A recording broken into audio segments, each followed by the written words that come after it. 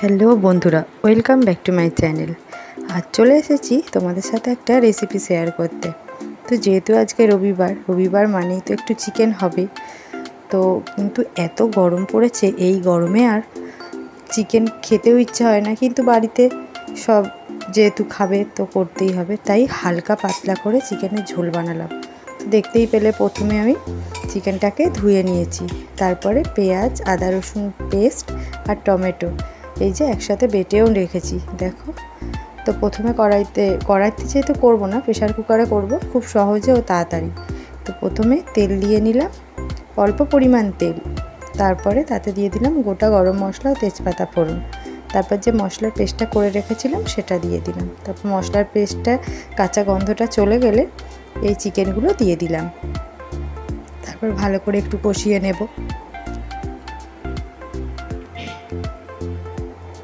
এই যে ঢাকা দিয়ে একটু কষিয়েও নিলাম।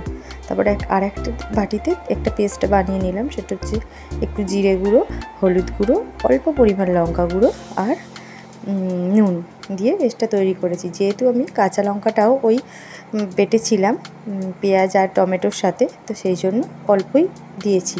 আর এই গরমে গুঁড়ো লঙ্কা না খাওয়াই ভালো। তারপর আবারও ভালো করে কষিয়ে নিলাম।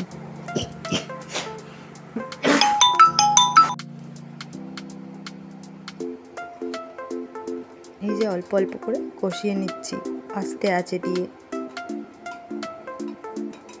তারপর যেহেতু আলু দেবো বলে অল্প কিছু আলু কেটেছিলাম, তো সেইগুলো এই সময় দিয়ে দিলাম।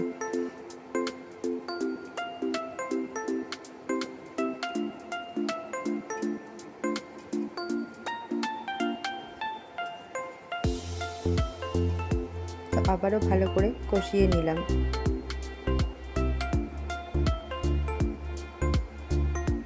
তারপর আবার কিছুক্ষণ ঢাকা দিয়ে কিছুক্ষণ অল্প আছে এটাকে একটু হতে দেব।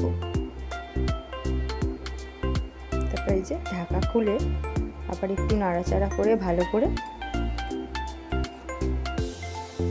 একটু গরম জল দেব।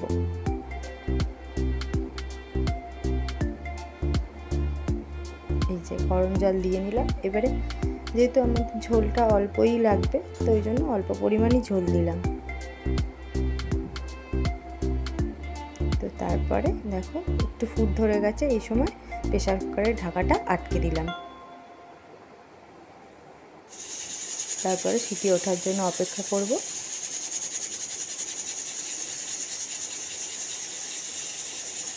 বেশি না, যদি দুটো স্টিম দিলেই হয়ে যাবে, তো দুটো স্টিম দেওয়া অবধি আমরা অপেক্ষা করে নিয়েছি। দুটো স্টিম দিয়ে এখন এটাকে বন্ধ করে রাখবো। তো তারপর এখন স্টিমটা উঠে গেছে, তো এবার খুলে দেখি কেমন হয়েছে। দেখো, যেহেতু কাঁচা লঙ্কা দেওয়া, অল্প লঙ্কা, ওই জন্য রঙটা সেরকম আসেনি। তো বন্ধুরা তোমরা বলো দেখতে কেমন হয়েছে।